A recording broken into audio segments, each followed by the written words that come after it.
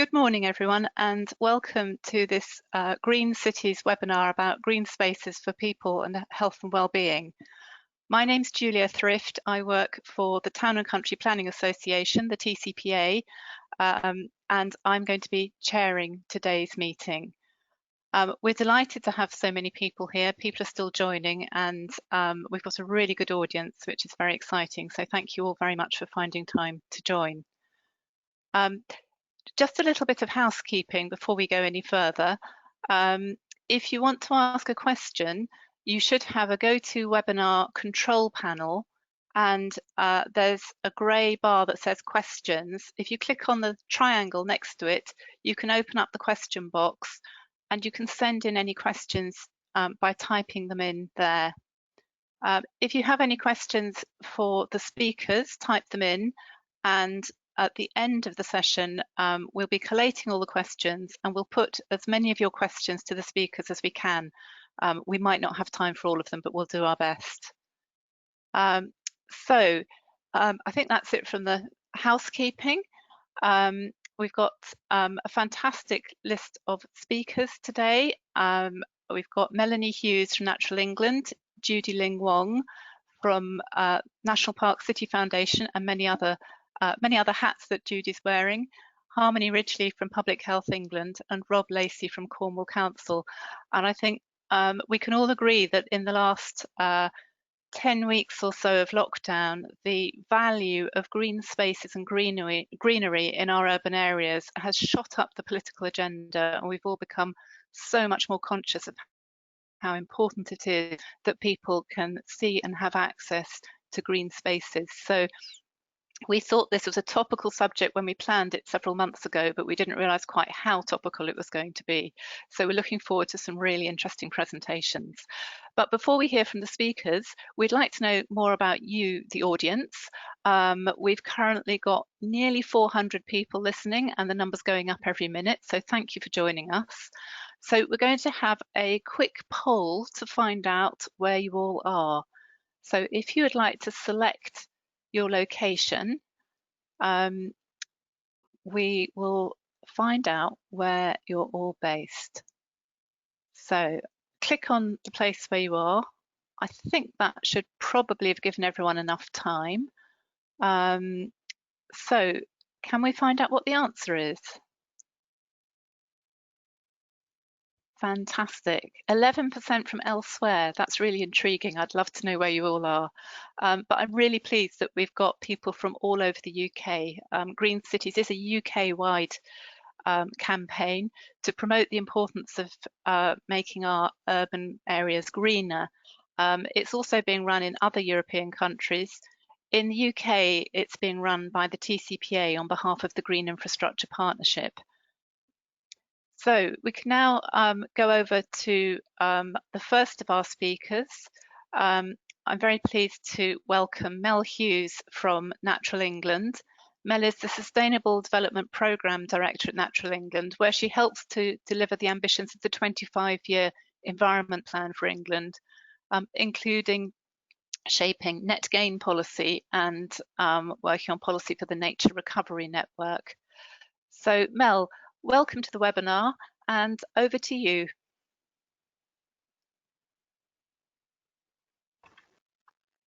Thank you, Julia.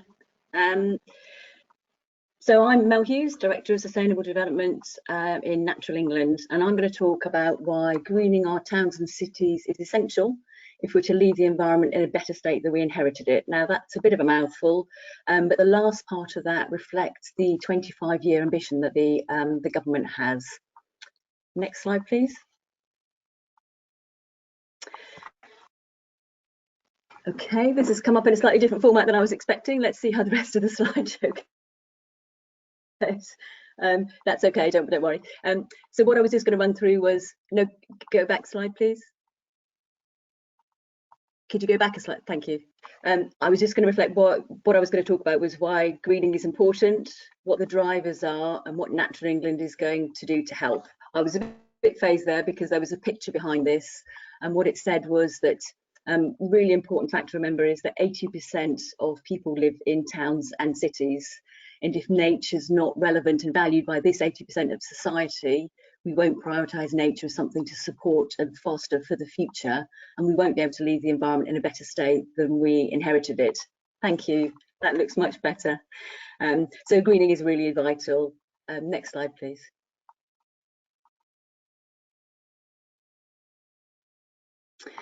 And this diagram shows in the right-hand side there a depiction of natural capital assets and the value that we want to achieve from them. So the roots, the trunk and the branches there represent our natural capital assets. So the soils, the species, the vegetation, the water, and the value there is the monetary and non-monetary values that we want to reap from that. And some of those are listed down the side there. And this is what people want and need, and that nature can help provide. And I think probably that list has shifted around a bit through COVID. I think resilience to future health, nature on the doorstep, social cohesion have all really come to the fore. But perhaps if we'd asked a few months ago, it would have been safe places to live free from floods. So nature continues to provide for people throughout the current issues. But as every good gardener knows, you're not going to get a healthy plant and be able to have a sustainable harvest unless you care for that plant, unless you invest in it, feed it, water it. And I think for too long we've expected to be able to reap that value, and we continue to expect to reap that value, but we're not investing sufficiently in order to have that as a sustainable resource going forward. Next slide, please. And there's one more click on this, thank you. And what's the current context? I think really clearly shows this. Some of the headline figures that have been in the last year, that 1 million plant and animal species are now threatened with extinction. And in the bottom left there, that we continue to have problems with air pollution, although actually in COVID we can see that that can be quite readily turned around, and the figures in some areas are looking much healthier now. We are unsustainably abstracting water for both domestic and agricultural use, and that inactivity and mental health illness have huge costs for us going forward. Next slide, please.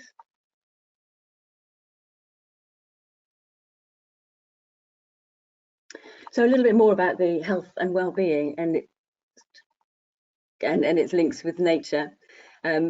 There is strong evidence on the links between nature and health and well-being. We know that access to outdoors reduces mental health. We know that physical exercise will help reduce obesity and diabetes too, which was that 7.4 billion figure on the last slide. But we also know that Greenspace can help capture particulate matter. It can actually reduce the incidence of health issues through air pollution. And the dark blue box there shows statistics that reflect a study they did there. We know that through our monitoring engagement in the natural environment surveys, that 3/4 of visits to the natural environment are within 2 miles of your home, so small distances, and 2/3 are on foot. And we know that with active transport now, that is probably increasing. And where people didn't have access close to their home, it was very noticeable, I think, during COVID, when people weren't able to get out within the allotted time.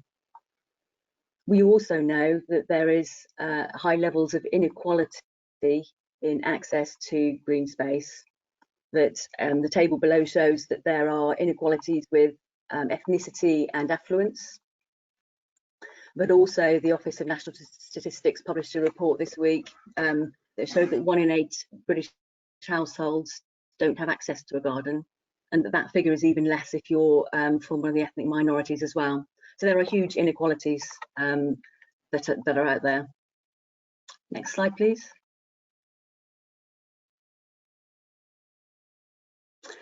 So some of the survey work that was done during the current crisis, this is from Ipsos, shows how people are using nature and the outdoors during this time, and how it's helping their mental health and well-being.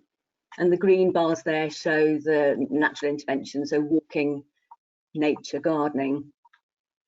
YouGov also did a survey that said that 60% of people appreciate nature more during this crisis, and that 57% of people are likely to spend more time outside as a result afterwards, which is a hugely positive figure, and one that I think we need to capitalise on going forward.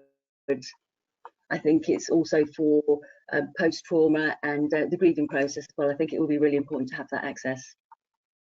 Next slide, please.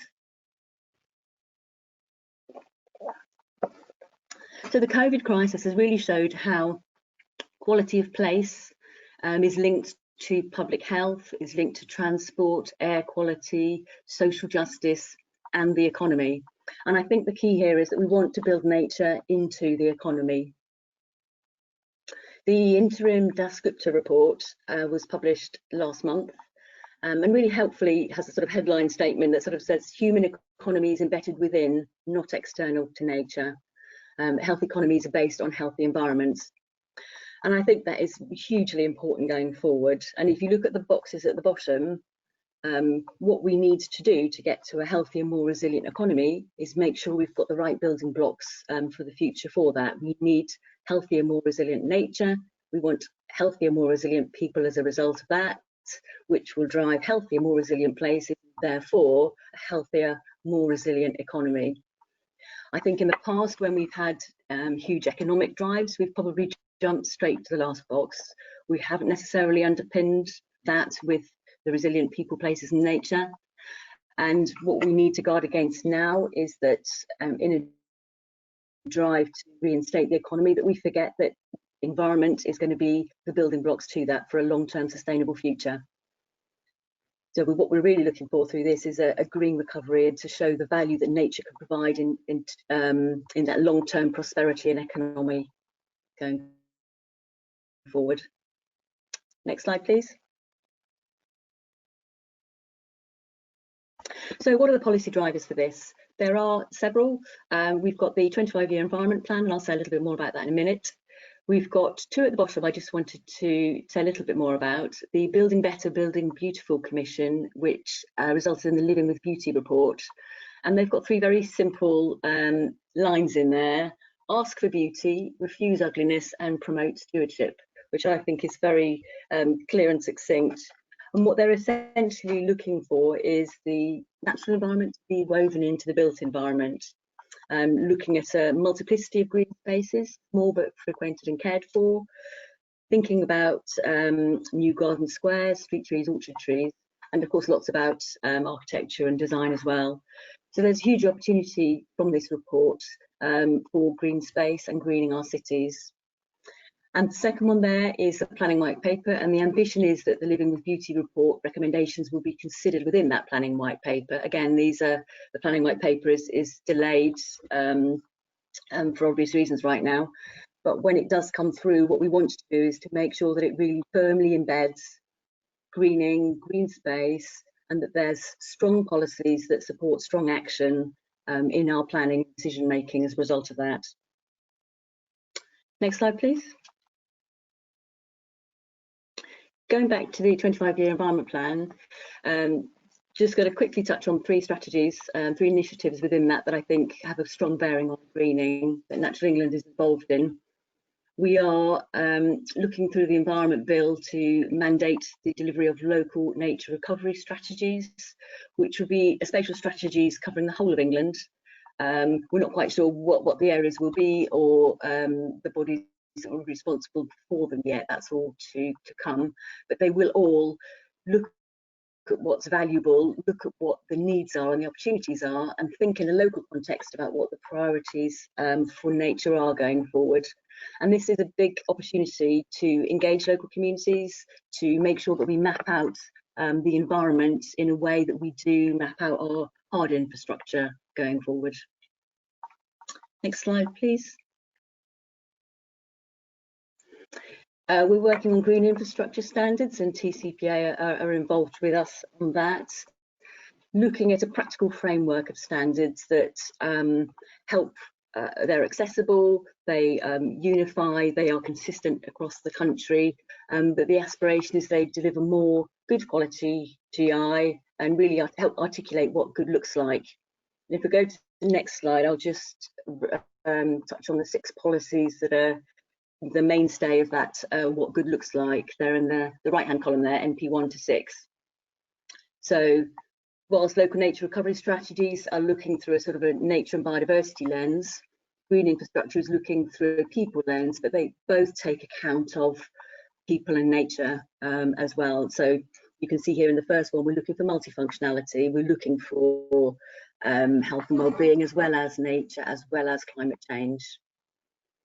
It needs to be done in partnership, and therein lies the real opportunity, especially harnessing some of that valuing nature that we've seen through COVID.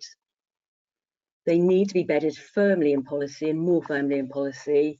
And going back, we hope that planning paper might help in that ambition. We want this to help meet different people's needs and address inequality. So it's part of the levelling up agenda and social justice. We look at how green infrastructure is strategically planned. Again, like the local nature recovery strategies, we want it planned in a way that you puts it on an equitable framework with social and economic planning. We want to be able to see where it will have the most benefit and how it links into the wider context. And lastly there, that we need that stewardship. We want ongoing governance for this. It's not good enough just to put it in at development and then walk away. So there are some huge ambitions within the green infrastructure, and a good moment in time now, I think, to help deliver on those. Next slide, please. Biodiversity net gain is the third one. Basically, we're looking for the Environment Bill to mandate for town and country planning development a measurable increase in biodiversity post-development than pre-development, and there's a standard metric that helps calculate that. It's very easy to say, and there's a lot of formula behind that pops out the right figure. This will look at how we provide a net gain plan with the planning application. So again, it's linked into that local planning process, and will include all habitats, including GI typologies here, but woodlands and ponds and grassland as well. And the really important thing here is this will bring investment from development into helping deliver local nature recovery strategies and GI strategies. So it's hugely important that we make sure that investment is well spent, that it's linked into those strategies, that we've got the right decisions being made to channel that money at the right place at the right time to meet people's needs and wants, as well as that of the wider networks. Next slide, please. And I've said a few times about how important planning is and plan-led decision making. And this is just a couple of examples of where we really need to make sure that the environment is articulated in a way that enables us to set it alongside social decision making, economic decision making. So in a place we can make decisions based on a full rounded understanding of what the needs of a place are, rather than the environment being a nice to have or an add-on or even a blocker late in the system. I think we really need to work hard to reverse that. And that can be done at lots of levels, of course. This example is one about the Oxford to Cambridgeshire growth arc, which is obviously a massive area, looking at what the overall environmental plan might be for that area and trying to bring the social and the economic together within that. Next slide, please. And this is the framework that the Greater Manchester Combined Authority are using to consider how they deliver their nature recovery network and local nature recovery strategies, and how they deliver their green infrastructure and strategies, and how together that is one implementation framework. Of course, these are large levels. It will be done at local plan and local authority level as well. And I think we very much, Natural England as a statutory consultee is very keen to work with at all levels in helping through these planning issues. Next slide, please. My last slide. Missing some of the key text there. I'll tell you what the text was going to say. We in Natural England, we've reinvigorated the hashtag Better With Nature on Twitter, that is sharing stories about natural worlds, your experiences in them, photos, narratives, which has been really brought in a lot of interesting and exciting conversations.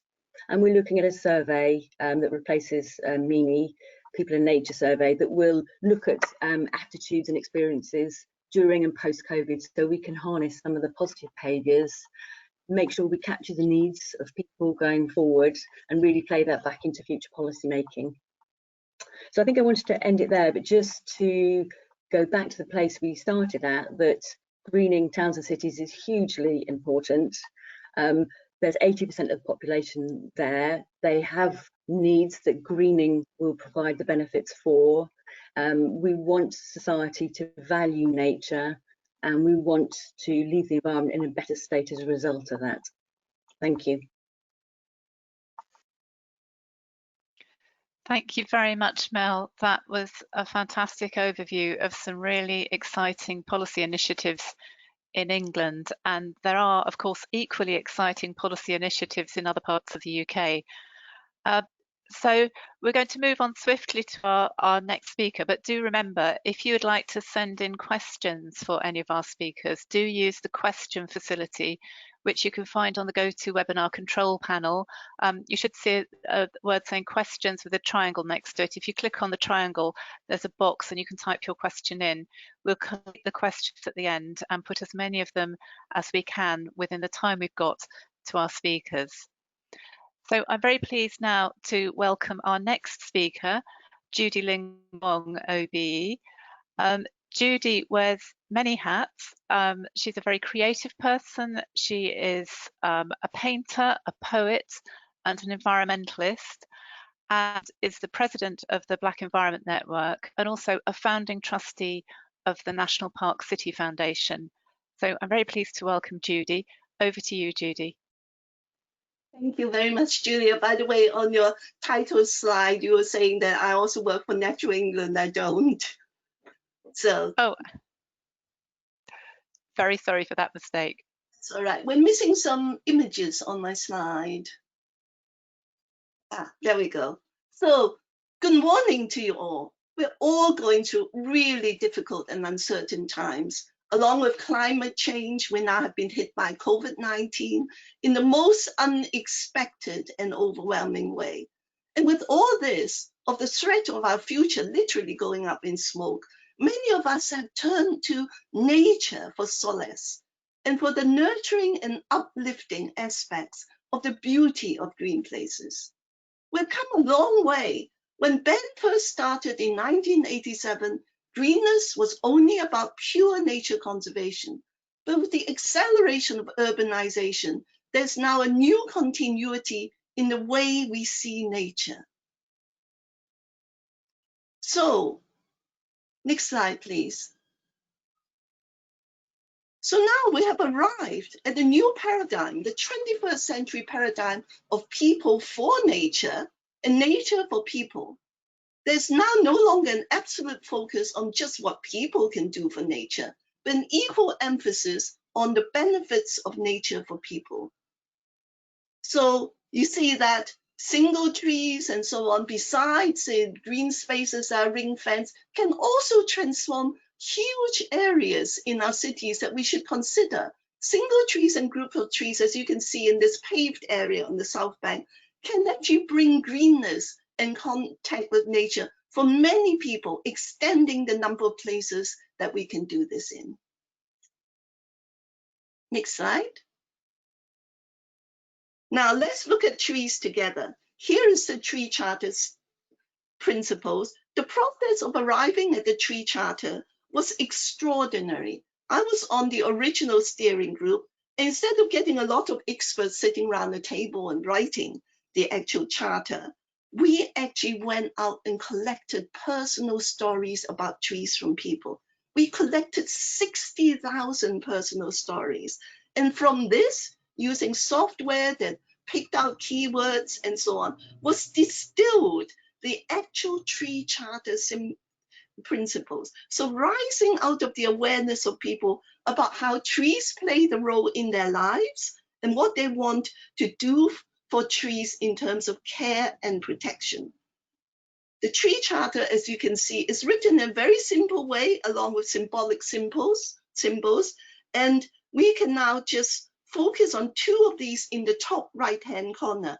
I think these two dimensions really distill how trees and nature have been so important to community in our recent experience of lockdown and isolation. Next slide, please. So these two aspects we're looking is celebrating the power of trees to inspire, and so appropriately, recover health, hope, and well-being with the help of trees. And of course, the power of the tree, it really is the single most potent icon for nature. The capacity of some trees to reach an immense size and age is imposing. It offers a sense of shelter and protection. And throughout human history, all cultures and communities have associated the purposeful meaning of planting trees. It ranges from planting a tree for one's child to an entire community coming together to plant a group of trees, for example, as a war memorial.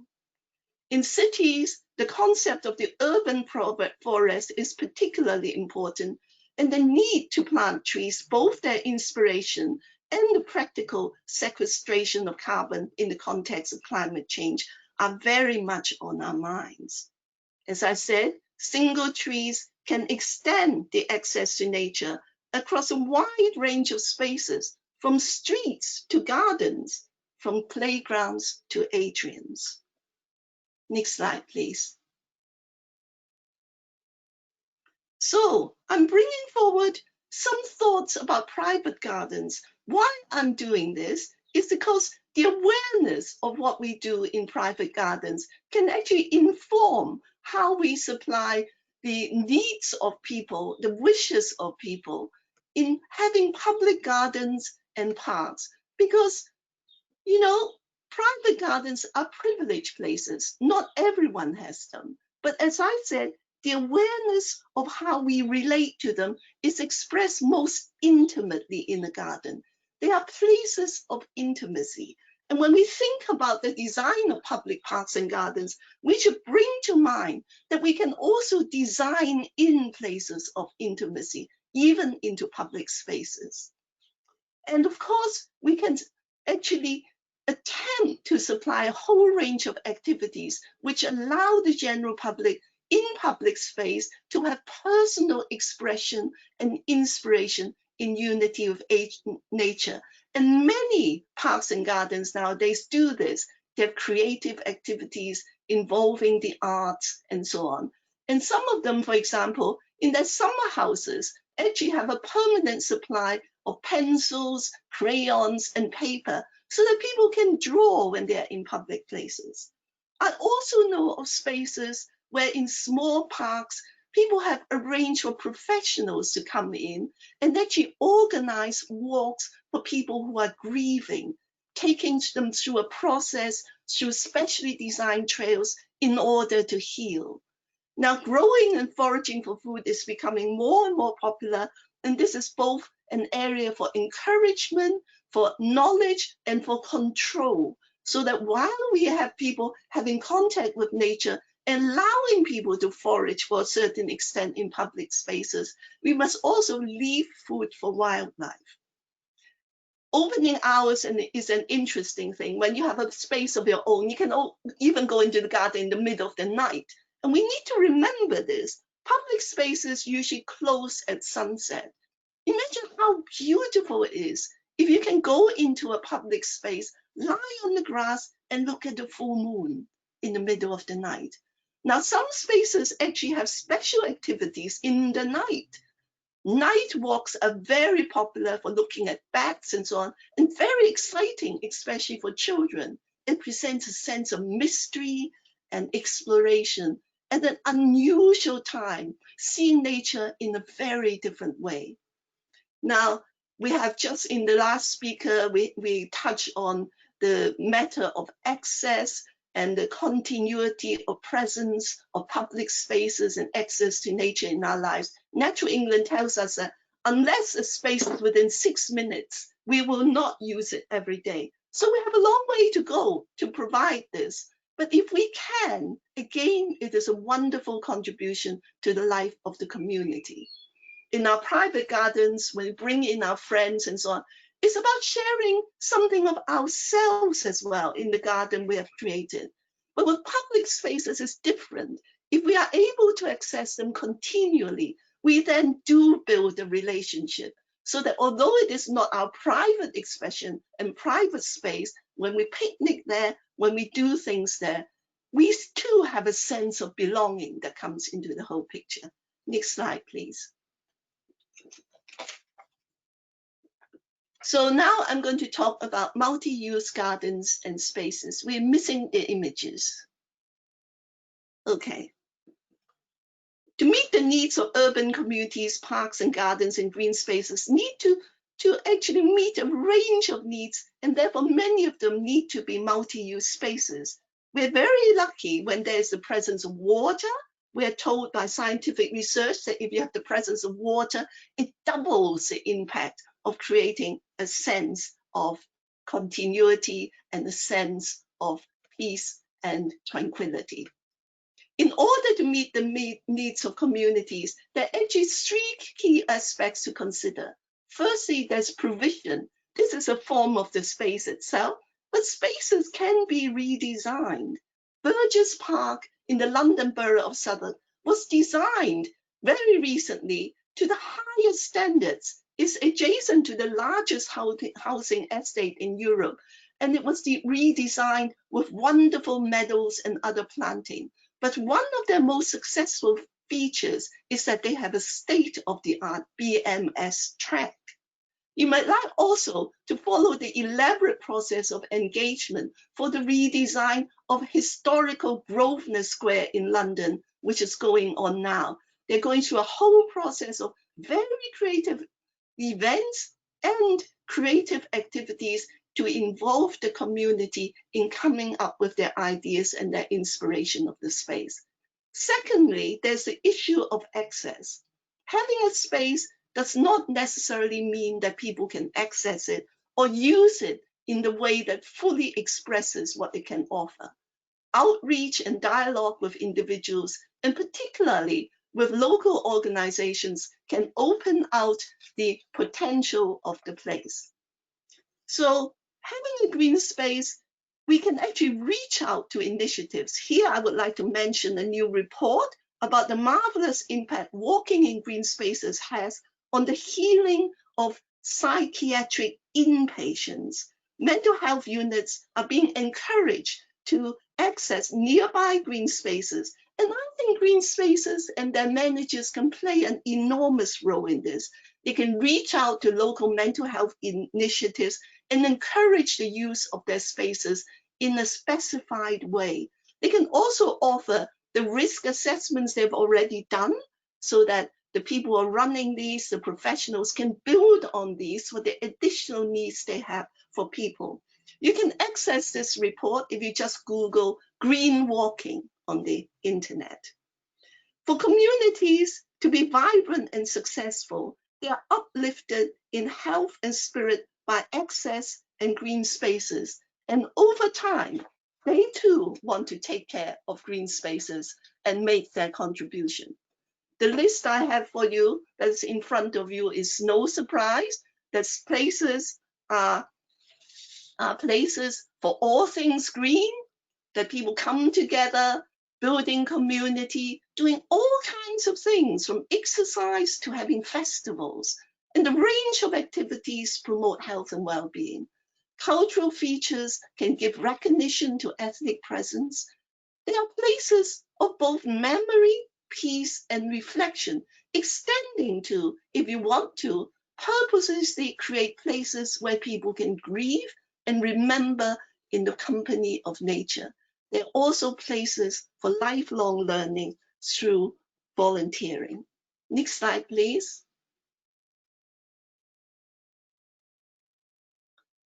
Last but not least, I want to remind us that so much that happens is dependent on us having green infrastructure and policy. You know, ultimately, at national level, or even the policy of individual gardens, ultimately, policy is for people. Ideally, policy arises out of a love for people and remains anchored in the needs and the dreams of people. In 30 years of working with environmental participation, I can collapse the whole process into two phrases. We love what we enjoy, and we protect what we love. Given access to the beauty and wonder of nature, all of us naturally grow to love nature. And naturally, we begin to want to care for and protect nature. But we cannot protect what we love unless we gain the knowledge, the skills, and the capacity to do so.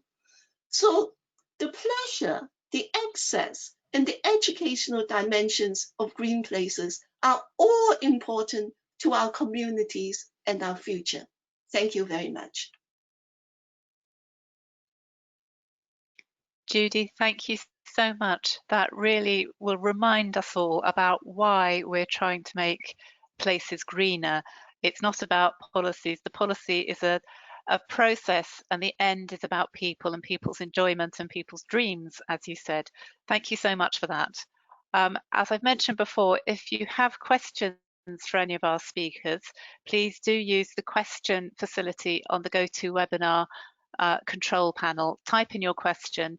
We'll collate them at the end and put as many of your questions as we can to our speakers. It's great to see that we've now got 522 people listening to this webinar. We're delighted that there's been so much interest, and do send in your questions. So I'm now very pleased to welcome our next speaker, Harmony Ridgely from the Healthy Places team at Public Health England. Harmony's focus is on health and the natural environment in the Healthy Places team, and she's going to be looking at the evidence around green places and well-being. We won't be able to see Harmony, but I very much hope we'll be able to hear her. Over to you, Harmony. Thanks, Julia. I hope you can hear me. And thanks for inviting me today. It's a real pleasure to be here. If we could move to the first slide, please. So I wanted to start off with a question about what keeps us healthy. And it's generally recognized that, as important as they are, much of what keeps us healthy throughout our lives lies outside the NHS and the social care system. And this includes things like having good housing, well-designed high streets, opportunities for education, and transport systems that can promote active travel. And you're probably familiar with the idea of something called the wider determinants of health, which describes how our mental and physical health are influenced by a range of social and economic and environmental factors. PHE's chief executive, Duncan Selby, described the wider determinants of health in this way, and he said, "A job, a home, and a friend are the things that matter most to our health." And this is really a brief way of saying that our surroundings and relationships make a substantial contribution to a life in good health, and the importance of our surroundings also extends to our natural environment. So today I'm going to talk to you about the increasingly compelling evidence that shows that access to green spaces really matters for our health and well-being, and talk to you about how it can also be important in reducing health inequalities, which are unfair and avoidable differences in health status between groups. Can I have the next slide, please? So how does green space and wider green infrastructure influence health? We can think of this broadly as being through four mechanisms. First of all, it can promote healthy behaviors, such as engaging in physical activity and other recreation. And by connecting those spaces together, we can encourage active travel. Green space can also improve social contacts and give people a sense of familiarity and belonging. Greener communities are places where people want to live and work, and they can give this sense of belonging and a feeling of connection to nature and help to reduce people's loneliness. Green spaces also can support the development of skills and capabilities, particularly for young people. There's emerging evidence that spending time in green space is associated with a range of benefits, such as better academic performance and improved concentration and memory. And nearby green space and green features like pocket parks, street trees, green walls and green roofs can mediate potential harms that are posed by the local environment. It can help to reduce air pollution, and exposure to it. It can reduce the urban heat island effect and mitigate excessive noise and reduce flood risk. All of these can impair both physical and mental health. Next slide, please. There's been a substantial increase over the past 10 years in the quantity of research looking at the linkages between green space and health outcomes, as well as on the ways in which the environment can be used, designed, and managed to promote health outcomes. And there are still some limitations in the evidence base, but there is now a much greater use of robust study designs, and the body of research is now developed enough to allow both evidence syntheses and meta-analyses, which basically means that data from the studies can be combined to get a more complete picture of what's really going on. It is important to just note that a lot of the research that's been done so far looks at the overall natural cover in the area rather than actual visits that people take into green spaces. So the benefits are generally linked to a greener public realm. And what it's showing is that the evidence at this stage is quite compelling. Living in greener environments is associated with many different physical health benefits. For example, it's been found that people who have greater exposure to green space have more favorable salivary cortisol, which is a stress hormone. They have a reduced heart rate and heart rate variability, better diastolic blood pressure, better cholesterol, and reduced incidence of type 2 diabetes, among other health benefits. And in a number of studies, the greatest benefit was found for groups with lower socioeconomic status and for those living in the most deprived areas. Could I have the next slide, please? The evidence is also particularly strong for the associations between greener environments and important mental health outcomes. For children and young people, systematic reviews have found positive associations between greener living environments and better emotional well-being, reduced stress and improved resilience, and higher health-related quality of life. And for adults, it's been shown to reduce levels of depression, anxiety, and fatigue. And the beneficial effects, again, are greatest for socioeconomically disadvantaged groups, with the inequality in mental well-being being narrower in deprived groups with good access compared to those with less access. And as we're all aware, I think, being in green space and the effect on people's mental health has never been seen as so important as it has during this pandemic and since lockdown. I have the next slide, please. So the previous slides showed evidence mainly around overall neighborhood greenness and health. But what does the evidence show about benefits that people get from actually visiting green spaces?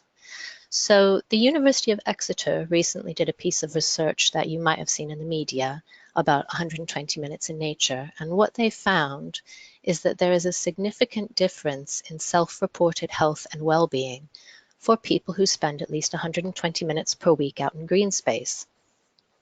And what I think is particularly interesting is that the strength of this effect is similar to other factors that we know are important for health, such as the level of deprivation, meeting physical activity guidelines, and socioeconomic status.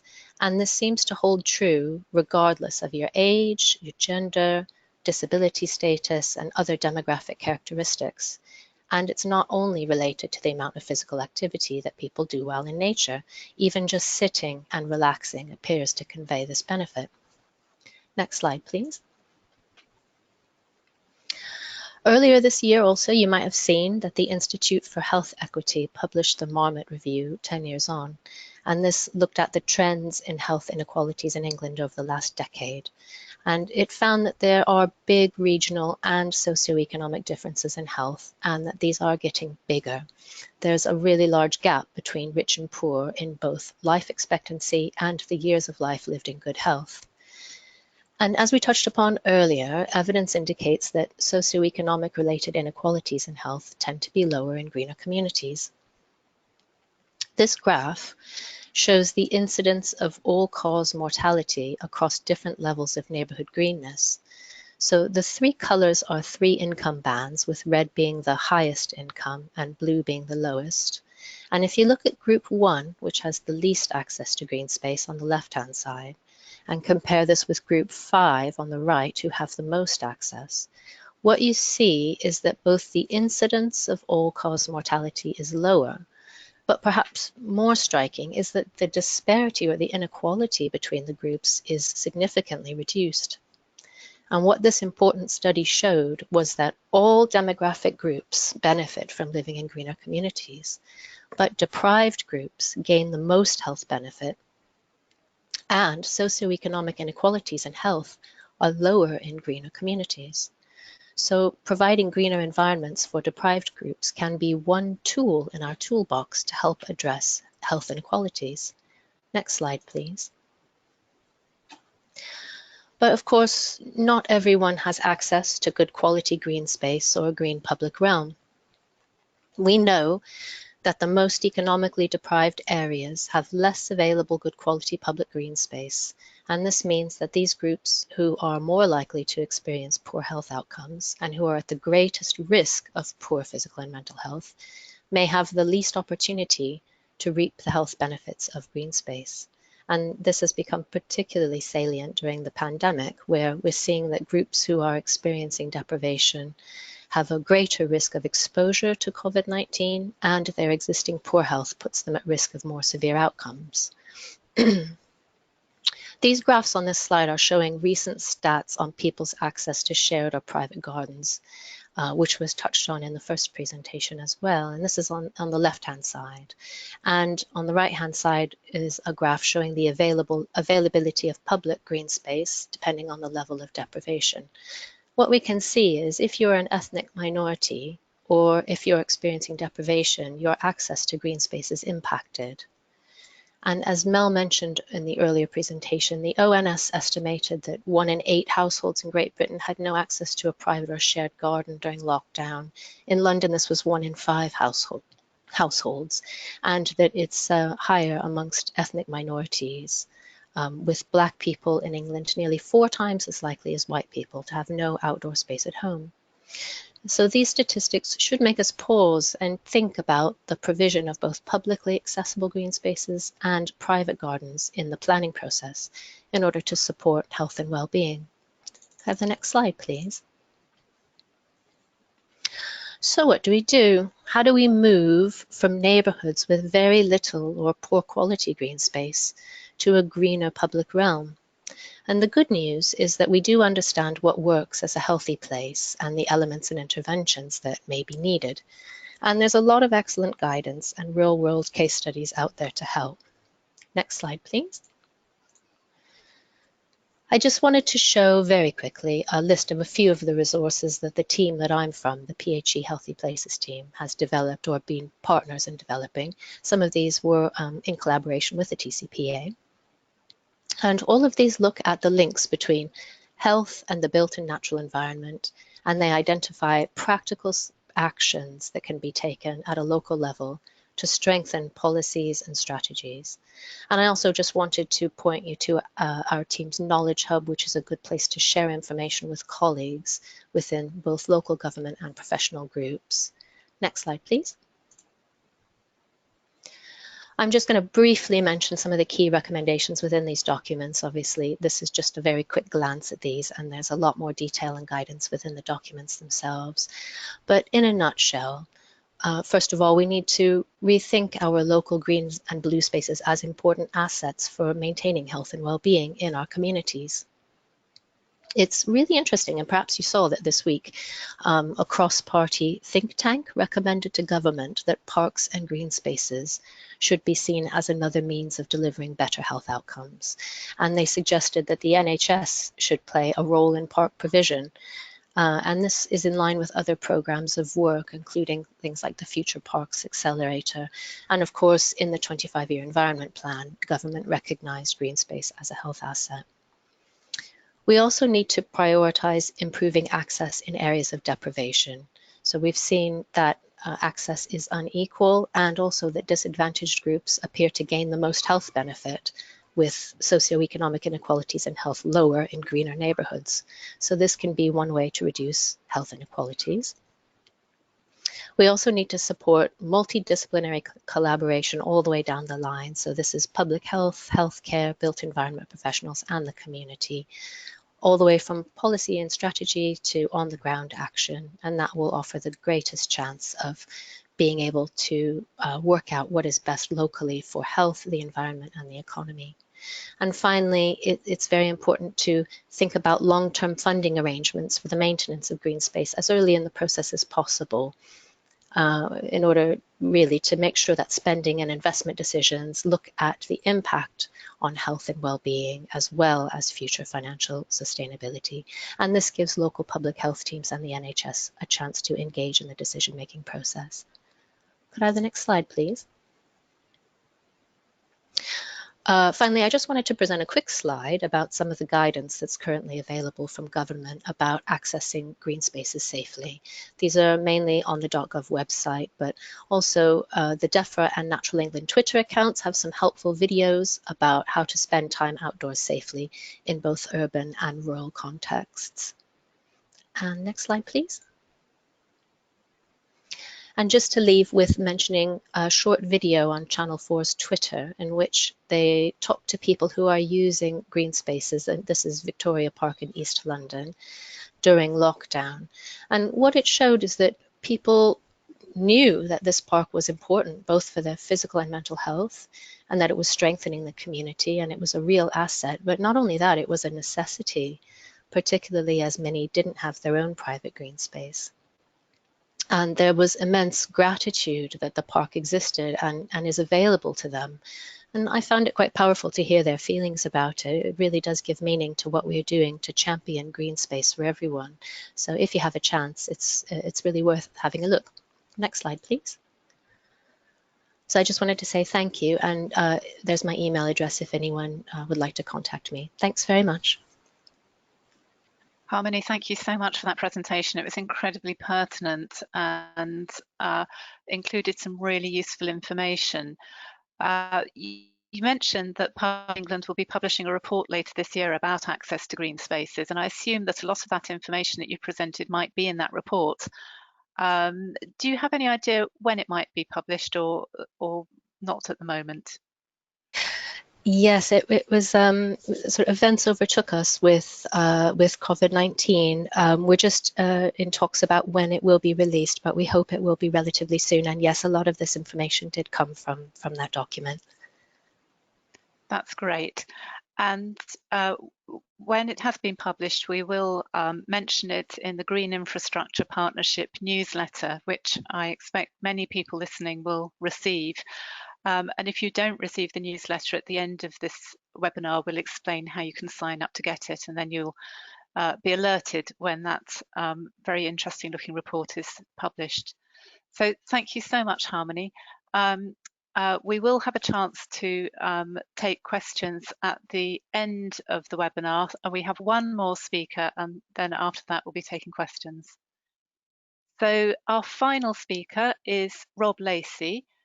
Rob is Planning Policy Group Leader at Cornwall Council, where he's working to embed green infrastructure in planning and helping trial the National Green Infrastructure Standards that were mentioned earlier, and exploring the role of green infrastructure in facilitating climate change resilience in Cornwall.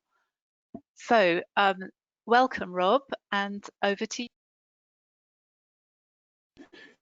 Good morning. It's a pleasure to be here today and to follow some really interesting talks. I'm here to provide a very brief local authority perspective, and it's a shame we can't share everything we're doing, but I think it's really just to give you an idea about our journey to reunite health and planning and to explore opportunities to change our business as usual at Cornwall Council. So I'll just give you a bit of information about our issues and opportunities for creating healthy outcomes from GI. And I've got to say, it's been really interesting over the past few weeks to see through a COVID lens how people have been coping with access to green space and gardens. So if we could have the first slide, please. So Hello from Cornwall. We're one of the largest unitaries in the country, with over 500,000 residents and a really diverse area. I think looking at this image from Holywell Bay, you'd think that perhaps there's not an awful lot of work to do with green infrastructure, but actually we're one of the we have some very deprived communities and also a distinct lack of access to green space for a number of our residents, which has become very apparent over the past few weeks. And our interest in doing this work has really sprung from the fact that we can't afford to keep doing what we're doing, and that what we're doing hasn't been working in terms of green infrastructure provision, that we're still not providing the right quality to give people access. But we've got some really interesting work going on about simplifying our guidance, about making space for nature. We've got a European funded project on transforming what are quite dull spaces at the moment that we own into nature rich areas. We've just introduced a requirement for biodiversity net gain ahead of the government's announcement. And we're developing our nature recovery strategy and starting our COVID recovery process. Next slide, please. So we're involved in a project called Perfect with the Town and Country Planning Association. It's an Interreg project. It's 3 years of learning that we've just completed, and then we're in our implementation phase at the moment. So we've been learning from countries like Italy, Hungary, the Netherlands, Slovakia, Slovenia, Austria, and of course from the TCPA with their vast experience of health and planning. And what we've been doing is been on a journey to change our policy in Cornwall to better integrate health back into planning and green infrastructure planning. And that's learned from the experience of people like Austria, where there's a lot of certainty through their zoning system, Amsterdam, where they've got some really quite innovative projects to squeeze as much value out of their green infrastructure as possible, and some really big issues in terms of controlling flooding and using green infrastructure to control that. But we've also got a catalyst, I think, now in terms of improving our environment through the work that the council's been doing through developing its environmental growth strategy and now a nature recovery strategy, starting to identify the priorities that people have for investing and being able to engage our parishes and neighbourhood plans in that process. If we go to the next slide, please. So in terms of our challenges and opportunities, the image on the slide, I suppose, is trying to say that you can create something amazingly beautiful, but you've got to have the right foundation there. And I think for Cornwall, we've got some real challenges that presented themselves that we've had to adjust to in terms of devolution. We've got a really big devolution offer. We've been devolving assets and maintenance of assets. And that really has led in some ways to a loss of control over how we deliver our green infrastructure in a very traditional way. We don't control those spaces, so we've moved to an influencing stage. Also, a lot of our development doesn't have an open space adoption now, so we need to make sure that we're working with a variety of providers to make sure that open space is both fit for purpose and is well managed. So the mechanisms have increased in complexity. Our traditional strategies won't always work, and that's pushed us to innovate and to be able to deal with the particular issues that we have. So Cornwall has a growing older population, but it also has a growing younger population as we retain a number of our very young residents. We've got a university here now. We're keeping people in Cornwall in a way that we didn't before, and there's some of our big issues around that are around loneliness and how we adjust to that. So Greenspace is a really key part of that. That loneliness, I think, as was said in the previous presentation, is one of the biggest killers for us, and we do need to be getting young people and older people integrating properly through our spaces. I think we recognise that we have created, we need to create clarity for developers and decision makers, but not to get trapped in the in making that so understandable that we end up getting the same sort of identikit spaces and really boil green infrastructure down to the lowest common denominator. So what we've been working on very much is about reducing division between professions and setting benchmarks and communicating opportunities. The next slide, please.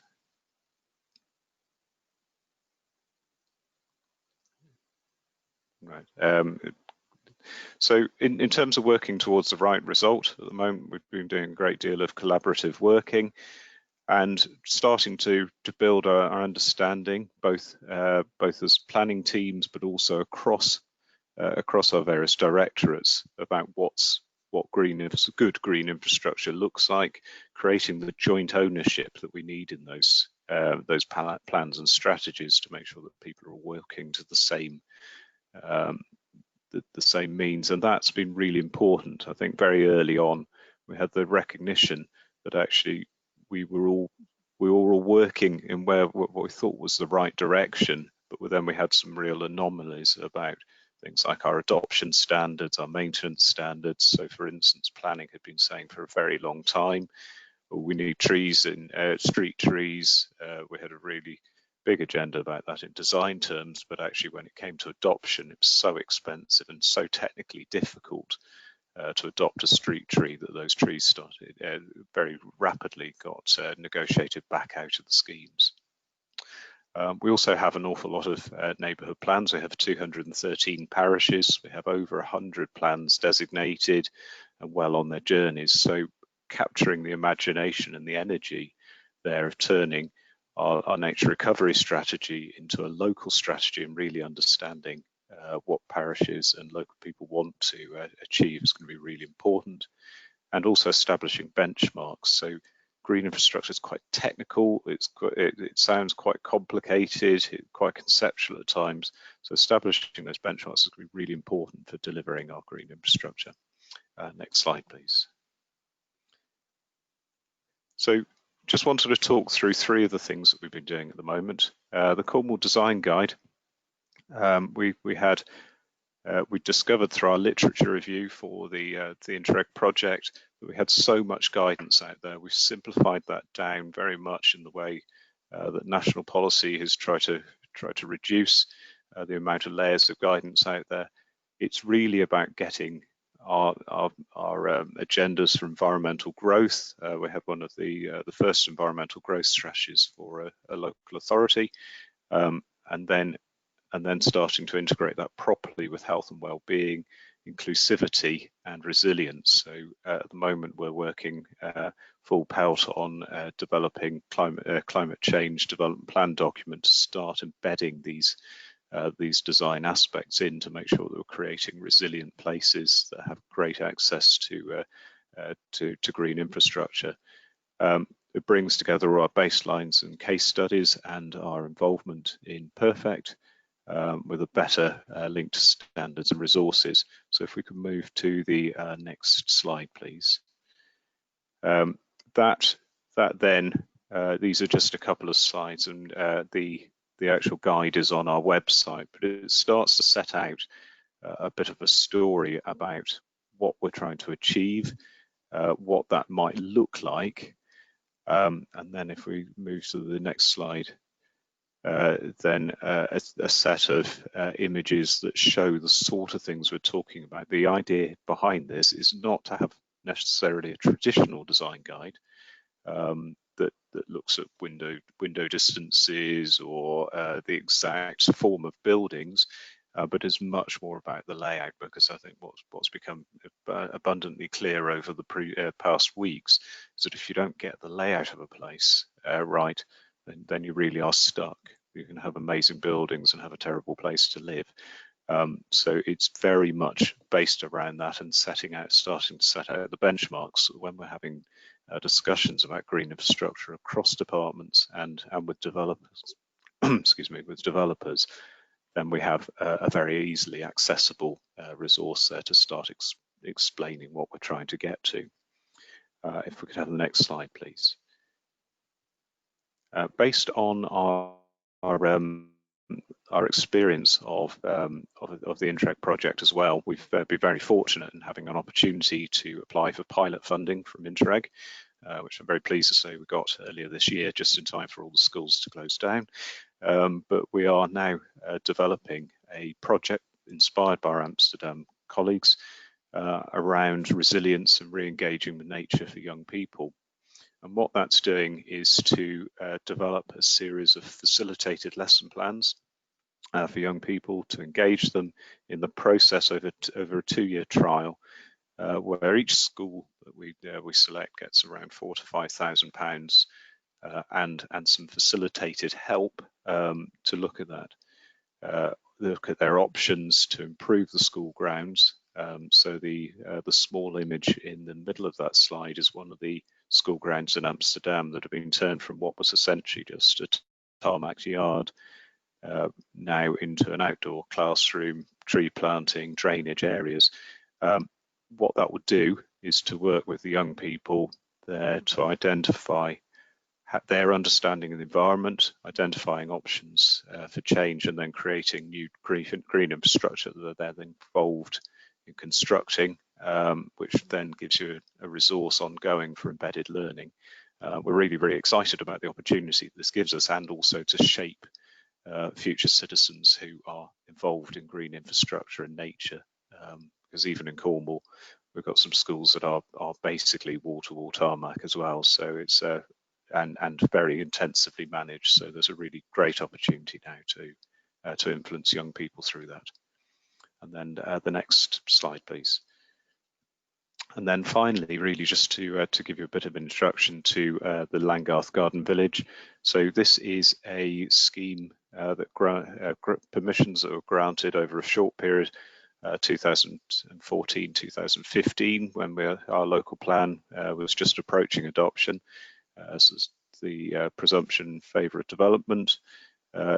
Here we've got around 2,700 to 3,000 homes approved over that period over 3 main parcels, and the council's now had quite an ambitious intervention in that. This shows a scheme that we're currently drawing up to develop green infrastructure across a huge development. It's about 2 miles in length on the very western fringes of Truro.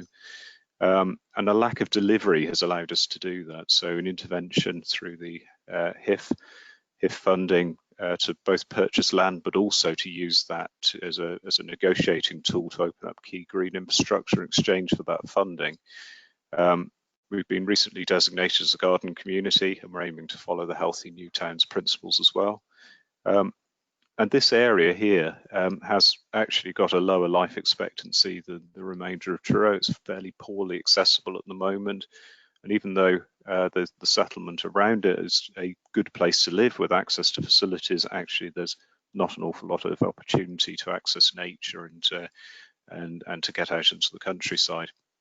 So we've got an opportunity through this to experiment with flexible standards and explore opportunities change to help feed back to our design guide and our design approach, which continues to evolve. And whilst we acknowledge that the funding has given us the opportunity to do that, there are lessons then to be learned. I'll just show you over the next couple of slides how that started to embed in principles. So slide 2, I'm afraid this is all a wee bit small, but we've got about 18,000 commuters that come into Truro each day, which is a lot for a population of 23,000.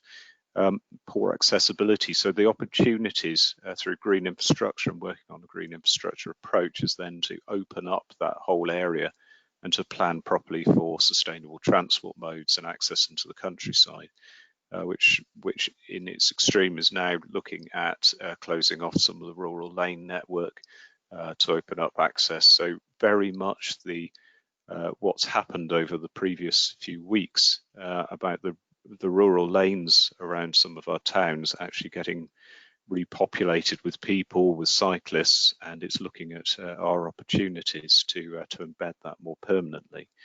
But also to look very much around productive landscapes, so picking up the themes of the other presentations today, looking at our opportunities to integrate net gain and also to be creating linked landscapes there. So very much moving away from our previous very typology-based approaches to linked open spaces and creating a network of green and natural. And creating that higher environmental standard along that way. So we've worked quite extensively with our health and our transport teams then to design those networks through that. And then this opportunity through Landgarth really helps us to understand what our new guidance needs to do and how we can start encapsulating what those are, and importantly gives us a really good exemplar to point at when we're negotiating new schemes. What we're finally trying to do then is to understand how a long-term stewardship approach can be properly integrated here. I suspect that's an issue for many authorities. We're currently exploring that through our pilot work with Natural England and the GI standards, then to understand how we use those assets through the garden community and work out how we can apply that then onto smaller developments. So I'm well aware that I've taken my time allotted today. So if I could have the final slide. So just in terms of our findings, if I go back one, sorry. Just in terms of our findings, I think it's just understanding from through authority to authority what we need to achieve, and we've very much been on that journey to understand what people are looking for, what the health needs of Cornwall are, particularly in terms of that, and you know, the moving from a very segregated approach where we look at planning for the needs of one particular group to looking at spaces that can provide and green infrastructure that can provide for a variety of needs.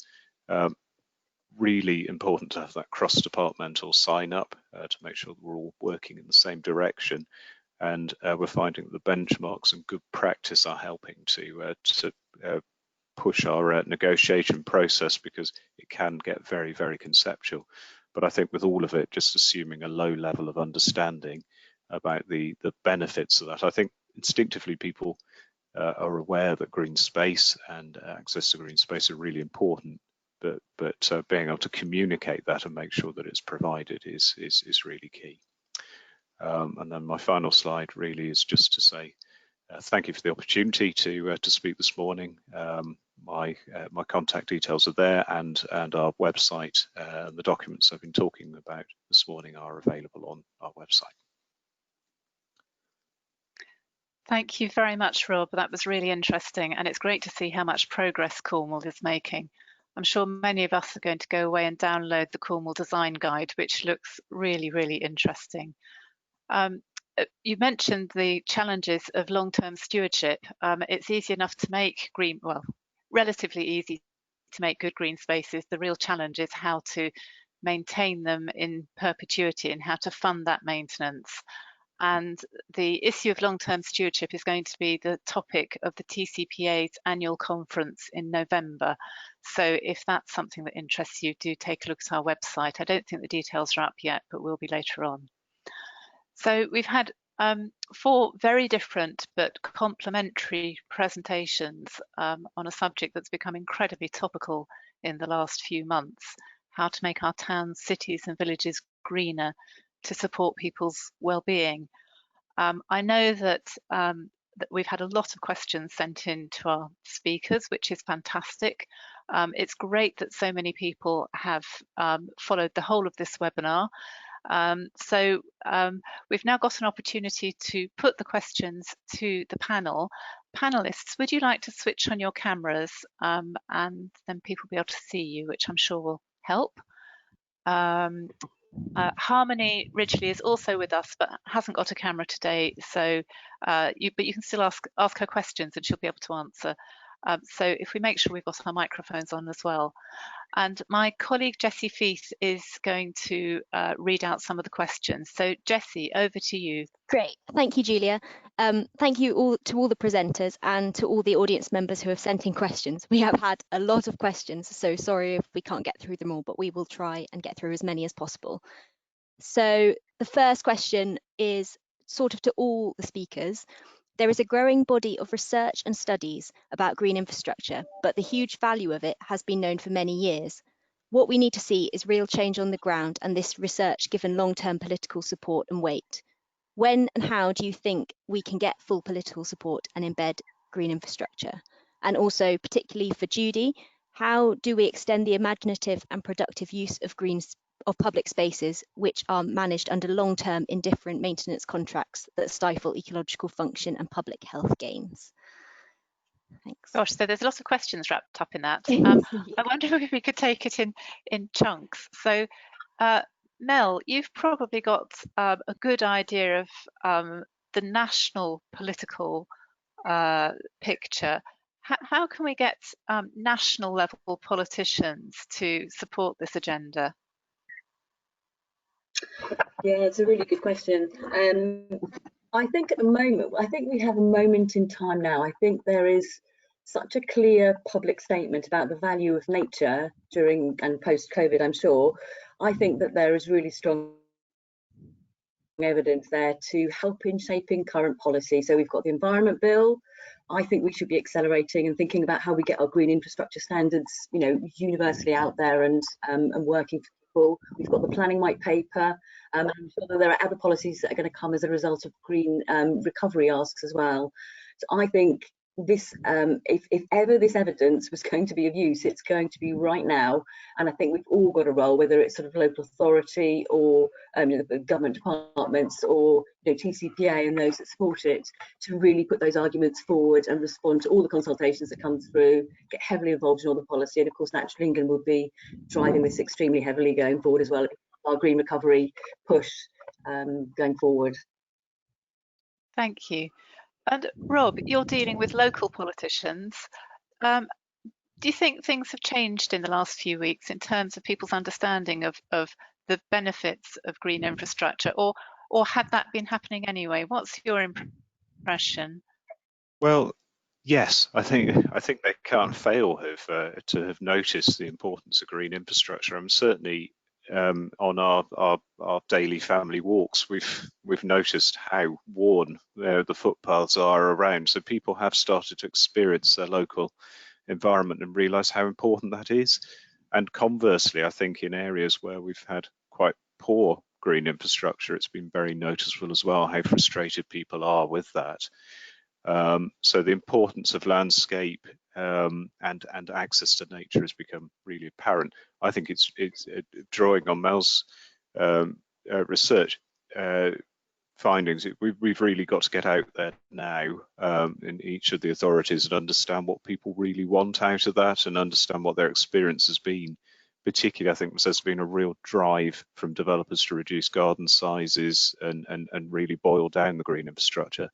But it does, in a post-COVID situation, we've got both that opportunity, but also I think the worry that viability becomes king again as we try to restart development there. That there's some holding fast there of politics, politicians locally and nationally on the importance of GI. So progress and people are more aware, but there's still a bit of a battle ahead. And Jessie, part of the question was for Judy, and I wonder if you could just repeat that bit and then Judy could take that question.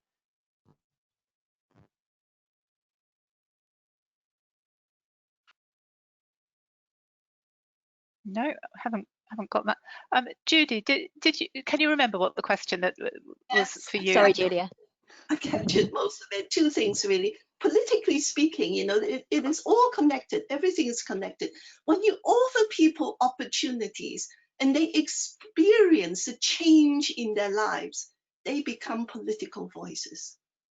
We need to build the constituency to put the pressure on local politicians and then rising up to the national and so on. But this whole circular thing that neglected people have nothing and feel disempowered means that we do not have their voices.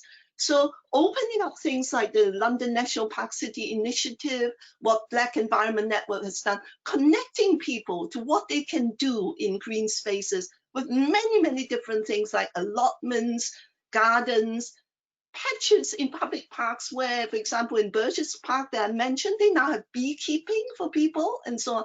So when people experience that, they also experience the fact that we can allow them to be imaginative. They can actually do artworks around what they do. We have the appearance of all sorts of things like mosaic pavements and so on in particular areas. So the power of the voluntary sector and its traditions of involving people has to be part of this picture. And this movement was very popular now in a way that I have not seen for many years. The use of artists has become recognized, that creativity, Joseph Beuys was the one who said, everyone is an artist. We've all heard that, but we might not have heard about Joseph Beuys. But the act of creativity is in us all. And then the other thing is about the nature of opportunities. We're too stuck on money, I think, that there are many opportunities. For example, now that we have allotments and community gardens and so on, the fact that people, instead of having to buy plants, which can be quite expensive, you can grow it from seed.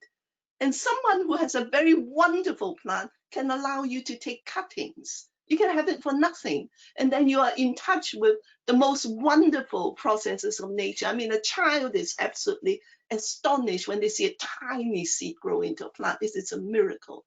So the connection of all these places, from imagination, real contact, political awakening, and pressure for change, they are all connected. Fantastic. Thank you very much. Very inspiring way of looking at the challenge and also the opportunity for us all to go out and be creative and campaign. Jessie, do we have another question, please? Yes, we've had several questions about neighbourhood planning and what communities can do to improve the green infrastructure in their areas. So do any of the panellists have any advice for how neighbourhood planning groups can effectively address green space issues in the plans? And also, what could residents do that would have a great impact at an individual street level? Thank you. Great. Which of you would like to take that? I would like to do that. Yes. Wonderful, And again, Judy. in our experience is that very often if you go into a council estate trying to consult to see what they want and so on, one of the things that keep coming up is that people say, we like something different, but we don't know quite what.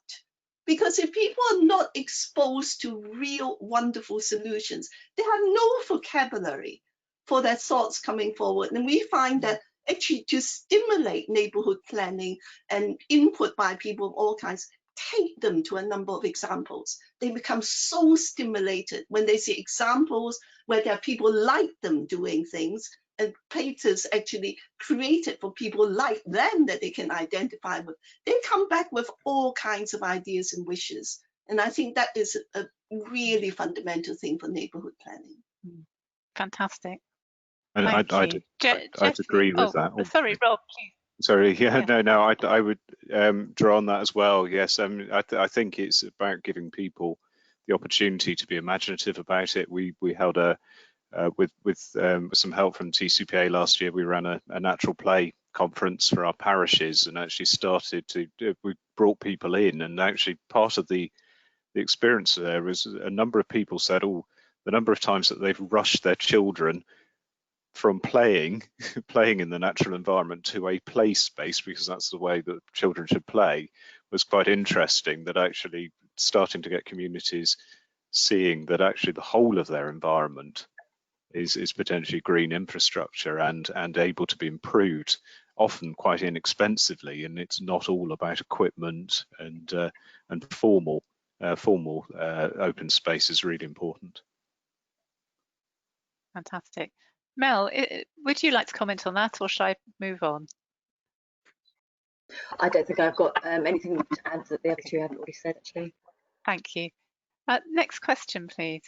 Yeah, this is a question for Mel.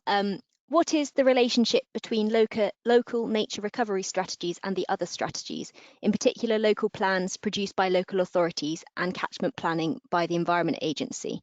And also, when will the GI standards be published and what status will they have? Thanks.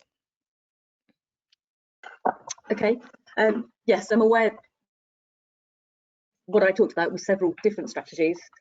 What those strategies are really, that they are tools to help you think about what you want in a local place. So the local nature recovery strategy is going to be mandated through the Environment Bill. It's going to bring relevant groups together, which should involve the local people, to think about nature in that space. And there will be, tools to help you think about what's needed and what's a priority, etc. So it's a tool, and the green infrastructure standards similarly are tools to help you think about what good looks like. I think what that then so both of them might be sort of plans in a place. What we want for the local nature recovery strategies is that they will need to be taken account of. I think the Environment Bill will have a line, a policy that says that local nature recovery strategies will need to be taken account of, and I'm not sure what the words are in local plans. So there needs to be a direct relationship. They're not necessarily one and the same thing. And similarly with the green infrastructure standards, we want those to be helpful and useful in designing and developing local plans that address green infrastructure strategy. So whilst it looks a little bit confusing, I think what it boils down to in a place is having a really good discussion about nature, about people, what the community wants and needs, what the environment wants and needs, and what it can help and provide for the communities there. That's how it should come into place. But I think it's a new way of thinking for us all, and I think we're all trying to just sort of work through. And it sounds like Cornwall Council and others are further ahead in some of the thinking than other areas, and perhaps there's some learning and sharing to do between local authorities as we go through this. And as I said, Natural England's recognises this as an issue and very happy to help. You asked me very quickly about green infrastructure standards. We are currently, just looking at the notes here, we're currently trialling in 6 or 7 areas, from sort of Garden Village to county-wide and Cornwall. It's an example there. We were hoping to have a beta version of that framework in spring 21 and a launch next year, or 2022. But let's see how that timetable pans out. We've been slightly delayed through COVID, but actually I think it's important to keep that timetable, keep the pressure up on that timetable, and see if we can't by any means adopt some of these initiatives earlier. Great. Thank you very much. Thanks very much to our audience for your questions. I'm really sorry that we can't put more of those questions to our speakers. I'd like to thank the speakers very much for 4 really interesting and diverse presentations. We're having to draw the webinar to an end. I'm so pleased that so many people have stuck with it. We've got hundreds of people listening, which I think just demonstrates that they found the presentations really interesting. So thank you, speakers. Next slide, please. As some of you, as I mentioned earlier, this webinar is part of the Green Cities project, which is a pan-European project, and in England, in the UK, it's being delivered by the TCPA on behalf of the Green Infrastructure Partnership. If you're not a member of the partnership, do join, and it's free to join, and you will then receive our monthly newsletter, which will include updates about any new publications, policies, research or funding for green infrastructure. So do sign up. You can find out more about the Green Cities project on the website on the slide. And finally, this is the first of 3 webinars. We were originally going to hold a conference, but it's been turned into 3 webinars, which I think means that far more people will be able to take part, which is a great outcome of this strange situation. The next 2 webinars are there on the screen, and you can book your place on the TCPA website if you go to the events section. So the next one next week is about the natural environment and climate change. The following one is about practical tools and insights to help make this happen. So we very much hope that you'll join us for both of those webinars. So finally, we'd love to have your feedback about this webinar, and after it ends, we will be sending you a very quick survey, and we'd be grateful if you could fill it in and let us know. And we will try and make the slides available and the recording of the webinar available, and we'll be in touch with you about how you can get access to the slides and the recording. So finally, I'd like to thank my colleagues who are, some of them behind the scenes, have helped make it all work. Thank you very much to Isaac and Jack and Jessie. And we hope very much to see you at the next webinar. Thank you and bye-bye. Thank you. Thank you. Thank you indeed.